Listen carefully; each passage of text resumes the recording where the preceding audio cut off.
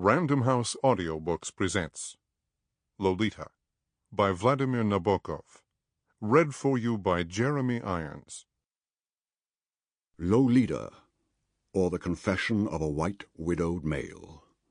Such were the two titles under which the writer of the present note received the strange pages it preambulates. Humbert, their author, had died in legal captivity of coronary thrombosis on November the 16th, 1952, a few days before his trial was scheduled to start. His lawyer, my good friend and relation, Clarence Choate Clark, Esquire, now the District of Columbia Bar, in asking me to edit the manuscript, based his request on a clause in his client's will, which empowered my eminent cousin to use his discretion in all matters pertaining to the preparation of Lolita for print. Mr. Clark's decision may have been influenced by the fact that the editor of his choice had just been awarded the Pulling Prize for a modest work, Do the Senses Make Sense?, wherein certain morbid states and perversions had been discussed.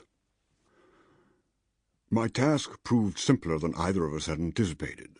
Save for the correction of obvious solecisms and a careful suppression of a few tenacious details that, despite H.H.'s own efforts, still subsisted in his text as signposts and tombstones, indicative of places or persons that taste would conceal and compassion spare, this remarkable memoir is presented intact. Its author's bizarre cognomen is his own invention, and, of course, this mask, through which two hypnotic eyes seemed to glow, had to remain unlifted in accordance with its wearer's wish.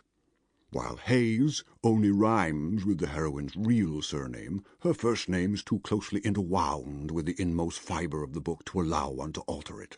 Nor, as the reader will perceive for himself, is there any practical necessity to do so. References to H.H.'s crime may be looked up by the inquisitive in the daily papers for September to October 1952. Its cause and purpose would have continued to remain a complete mystery had not this memoir been permitted to come under my reading lamp.